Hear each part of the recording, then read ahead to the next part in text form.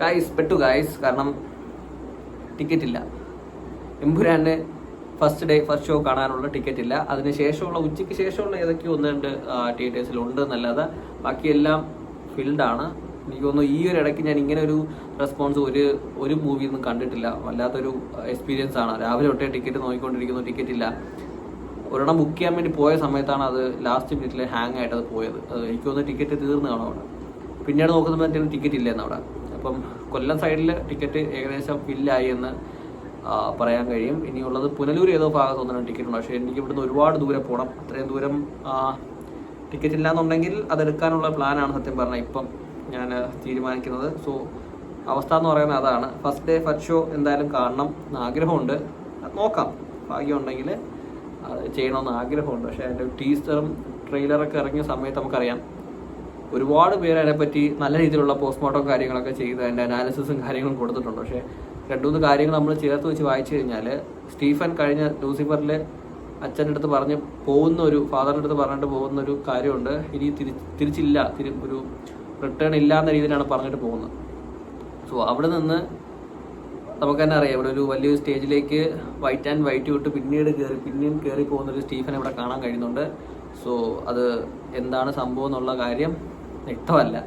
അതുകണക്ക് തന്നെ പ്രിയദർശിനി രാംദാസ് ഒരു നെടുമ്പള്ളി ഡാമിൻ്റെ സംരക്ഷണമായിട്ട് ബന്ധപ്പെട്ടൊരു വലിയൊരു പ്രോഗ്രാമിൽ പങ്കെടുക്കുന്നുണ്ട്. അതിനെപ്പറ്റിയും ഒരു വ്യക്തതയില്ല. പിന്നെ ഏറ്റവും ഇമ്പോർട്ടൻ്റ് ആയിട്ട് നമ്മുടെ വർമ്മ സാർ കഴിഞ്ഞ സിനിമയിൽ പറഞ്ഞു വെച്ചൊരു കാര്യമുണ്ട്, കാവ്യവൽക്കരണം. ഇന്ത്യയുടെ കാവ്യക്കൂട്ടർ, നോർത്ത് ഇന്ത്യൻ കാവ്യക്കൂട്ടർ സൗത്തിലേക്ക് വന്ന് മുട്ടുന്നു എന്ന രീതിയിൽ അത് സുരാജിലൂടെ ഏകദേശം അത് ഇവിടെ എത്തി എന്ന് പറയുന്നുണ്ടെന്നാണ് എനിക്ക് തോന്നുന്നത്.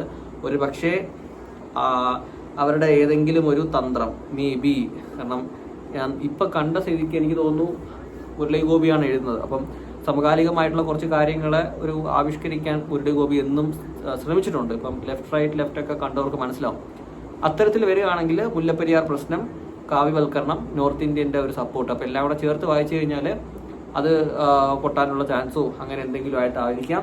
ഒരുപക്ഷെ അതുമായിട്ട് ബന്ധപ്പെട്ട് നമ്മുടെ ടൊവിനോയെ ഒരു ഗ്രേയിഷ് ആയിട്ട് ഒരു മാറ്റാനുള്ള ഒരു ചാൻസും കൂടെ സിനിമയിൽ കാണുന്നുണ്ട്. കാരണം ദൈവപുത്രനെ പറ്റി ഒരു പരാമർശമുണ്ട്, അതിനൊക്കെ തന്നെ ചെകുത്താനെ പറ്റി ഒരു പരാമർശമുണ്ട്. അപ്പം എല്ലാം കൂടെ ചേർത്ത് വായിച്ചു കഴിഞ്ഞാൽ ടൊവിനോയെ ഒന്നെങ്കിൽ ടോട്ടലി നശിപ്പിക്കുന്ന രീതിയിൽ, അല്ലാന്നുണ്ടെങ്കിൽ ഒരു ഗ്രേയിഷ്, അല്ലാന്നുണ്ടെങ്കിൽ തട്ടിക്കൊണ്ടുപോകുന്നത്. അപ്പോൾ ഇത് ഏതോ ഒരു സൈക്കിളിൽ ഇതിനെ ചെയ്യാനുള്ളൊരു ചാൻസ് ഉണ്ടെന്നാണ് എൻ്റെ ഒരു പ്രതീക്ഷ. കാരണം ട്രെയിലറിൽ നമുക്ക് പലതും ഊഹിക്കാമല്ലോ. എൻ്റെ ഒരു ഊഹം ഏകദേശം ഈ രീതിയിലാണ്. പക്ഷേ മെജോറിറ്റി സീൻ എന്ന് പറയുന്നത് സ്റ്റീഫൻ നെടുമ്പള്ളി എന്ന വ്യക്തി ഖുറേഷി എബ്രഹാം എന്ന് പറയുന്ന ആ ഒരു വലിയൊരു ക്യാരക്ടറിലേക്ക് മാറുന്ന ആ ഒരു കാലഘട്ടത്തെ, അത് തന്നെയാണ് മുരളി ഗോപി പഴയ ഒരു ഇൻ്റർവ്യൂവിൽ പറഞ്ഞത്. ഇതിൻ്റെ ഒരു പാസ്റ്റ് ആയിരിക്കും എന്നാണ് പറഞ്ഞത്. സോ അതായിരിക്കാം മെജോറിറ്റി. മേ ബി തുടങ്ങുന്നത് ടോവിനോയിൽ തുടങ്ങി എന്തെങ്കിലുമൊക്കെ പ്രശ്നം വെച്ചിട്ട് കഥ മോഹൻലാലിലേക്ക് എത്തി, അതിനുശേഷം മോഹൻലാൽ തിരിച്ചു വന്ന പ്രശ്നങ്ങൾ സോൾവ് ചെയ്യുന്ന രീതിയിലായിരിക്കാം മേ ബി. നമുക്കൊന്നും പറയാൻ പറ്റത്തില്ല. കാരണം ഇതിൻ്റെ ഒരു അടുത്തൊരു പാർട്ടും കൂടെ വരും എന്ന് പറയുമ്പം സോ സംതിങ് ബിഗ് നമുക്കത് എക്സ്പെക്ട് ചെയ്യാം സിനിമയിൽ. അതല്ല ഏകദേശം ഇതിൻ്റെ ഒരു ബഡ്ജറ്റ് ഒരു 130 കോടി എന്നൊക്കെ പലതും പറയുന്നുണ്ട്. സോ അത്രയും വലിയൊരു ബഡ്ജറ്റ് ആണെന്നുണ്ടെങ്കിൽ ഒരു ഹോളിവുഡ് സ്റ്റൈലിൽ നല്ല നമ്മൾ ഈ പറയുന്ന ഒന്നും അല്ലാതെ ഇതിനേക്കാളും വലിയ രീതിയിൽ നമുക്ക് KGF അല്ലെങ്കിൽ ആ രീതിയിലൊക്കെ ഉള്ള വലിയൊരു മൂവി നമുക്ക് കാണാൻ കഴിയുമെന്ന് പ്രതീക്ഷിക്കാം.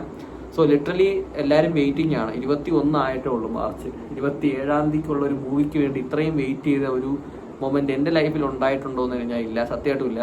കാരണം അത്തരത്തിലൊരു മൂവി എനിക്ക് തോന്നുന്നു വന്നിട്ടില്ല എന്ന് തോന്നുന്നു. കാരണം നമ്മളെയൊക്കെ ഒരു യങ് ഏജ് തന്നെ മൂവിയൊക്കെ വരാറുണ്ട്. പക്ഷെ നമ്മൾ ഇത്രത്തോളം ഒരു എക്സ്പെക്റ്റേഷൻ കൊടുക്കുന്ന, അല്ലെങ്കിൽ ഭയങ്കര ഒരു ക്യൂരിയസ് ആയിട്ട് എന്തായിരിക്കും.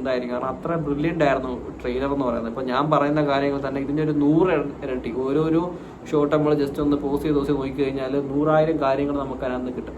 അപ്പോൾ ഓവറോൾ നമുക്ക് വേണമെങ്കിൽ ഒരു വൻ പോസ്റ്റ്മോർട്ടം നടത്താൻ പറ്റുന്ന ഒരു ട്രെയിലറായിരുന്നു എമ്പുരാൻ്റെ എന്ന് പറയുന്നത്. ഒരു രക്ഷയില്ല. കാരണം പൃഥ്വിരാജ് എന്ന് പറയുന്ന വ്യക്തിക്ക് അറിയാം എന്താണ് എടുക്കേണ്ടത്, എന്താണ് ചെയ്യേണ്ടതെന്ന്, അത്രമാത്രമേ പറയാറുള്ളൂ. പിന്നെ മുരളി ഗോപി എന്ന് പറയുന്ന ഒരു ബ്രില്യൻറ്റ് റൈറ്റർ, ബ്രില്യൻറ്റ്. കാരണം ലെഫ്റ്റ് എന്ന് പറയുന്ന ഒരു പടം നിങ്ങൾ കണ്ടിട്ടുണ്ടെങ്കിൽ മനസ്സിലാവും അദ്ദേഹത്തിൻ്റെ ഒരു റൈറ്റിംഗ് കപ്പാസിറ്റി എന്ന് പറയുന്നത്. ഓരോ ഡയലോഗ് സീൻ ബൈ സീൻ നമുക്ക് നോക്കുമ്പം ബ്രില്യൻറ്റ്, എക്സ്ട്രാ ഓർഡിനറി ആയിട്ടുള്ളൊരു വ്യക്തിയാണ്. സോ അദ്ദേഹത്തിനെ സംബന്ധിച്ചോളം എമ്പുരാൻ എന്ന് പറയുന്നത് എക്സ്ട്രാ ഓർഡിനറി തന്നെ ആയിരിക്കും. പിന്നെ ഇതിൻ്റെ ഒരു അപ്ഡേഷൻ ഇന്നും എനിക്ക് ഓർമ്മയുണ്ട്, പൃഥ്വിരാജ് ഇട്ടതാണ് ആ ഒരു സ്റ്റാറ്റസ് കണക്ക്.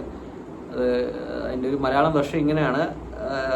പൃഥ്വിരാജിന് രാത്രി ഈ ഒരു കംപ്ലീറ്റ് ഈ സ്ക്രിപ്റ്റ് കേട്ട ശേഷം അദ്ദേഹത്തിന് ഉറങ്ങാൻ പറ്റുന്നില്ല, ഫുൾ ഇതിനെപ്പറ്റി ചിന്തിച്ചുകൊണ്ടിരിക്കുകയാണ്. അത്രയ്ക്ക് ഇൻറ്റൻസ് ആണ് ആ ഒരു മൂവി എന്ന് പറയുന്നത്, എമ്പുരാൻ എന്ന് പറയുന്നത്. അന്ന് എഴുതി കൊടുത്തപ്പം എന്ന് പറഞ്ഞുകൊണ്ടൊരു സ്റ്റാറ്റസ് ഇട്ടിരുന്നു 6-7 വർഷം മുമ്പാണ്. സോ അന്ന് തൊട്ടേ നമ്മളൊക്കെ എക്സ്പെക്ട് ചെയ്യുന്നതാണ് ഇതിൻ്റെ ഒരു അറൈവൽ എന്ന് പറയുന്നത്. ഇപ്പോൾ ഏകദേശം എത്താറായി, ഇനിയിപ്പം കുറച്ച് ദിവസങ്ങൾ മാത്രമേ ഉള്ളൂ. ഭയങ്കര ഒരു എന്താ പറയുക, പണ്ട് നമ്മൾ ഈ +2 10 എക്സാമൊക്കെ റിസൾട്ടൊക്കെ വരുന്ന ആ ഒരു മൊമെൻ്റ് ഉണ്ടല്ലോ, ആഴ്ചകൾക്ക് മുമ്പ് നമ്മളിങ്ങനെ ഭയങ്കര ടെൻസായിട്ടിരിക്കുന്നത്. അപ്പോൾ ഏകദേശം ഒരു അതേപോലെയാണ് ശരിക്കും എമ്പുരാൻ്റെ റിലീസും. എനിക്കൊന്ന് എല്ലാവരും നമ്മളെ ഗ്രൂപ്പിൽ, ഫ്രണ്ട്സിൻ്റെ ഗ്രൂപ്പുകാർ എല്ലായിടത്തും എമ്പുരാൻ തന്നെയാണ് ചർച്ച. എന്താണ് കഥ എന്ന് പലരും പല രീതിയിലുള്ള കഥകൾ പറയുന്നുണ്ട്. ടൊവിനോ വില്ലനായി മോഹൻലാലുമായിട്ട് ഒരു ഭയങ്കര ക്ലാഷ് എന്ന രീതിയിൽ പറയുന്നുണ്ട്.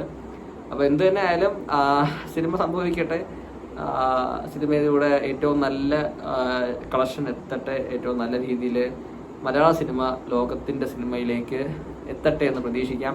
സോ എന്തായാലും ഒരൊറ്റ കാര്യം പറയാനുള്ളൂ, എനിക്ക് ടിക്കറ്റ് കിട്ടിയിട്ടില്ല, ഇത്രയും പറഞ്ഞിട്ട് കൂടി. അപ്പം ഇതാണ് അവസ്ഥ.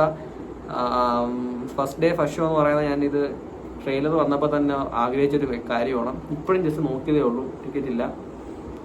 അപ്പോൾ നോക്കാം, ടിക്കറ്റുള്ള ഭാഗത്തേക്ക് നമുക്ക് പോയി കാണുകയോ എന്തെങ്കിലുമൊക്കെ ചെയ്യേണ്ടി വരും. എന്തായാലും ഫസ്റ്റ് ഡേ ഫസ്റ്റ് ഷോ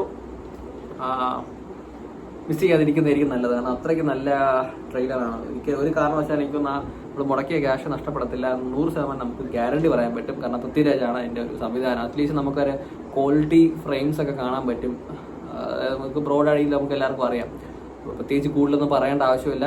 എന്തായാലും എമ്പുരാൻ വരട്ടെ.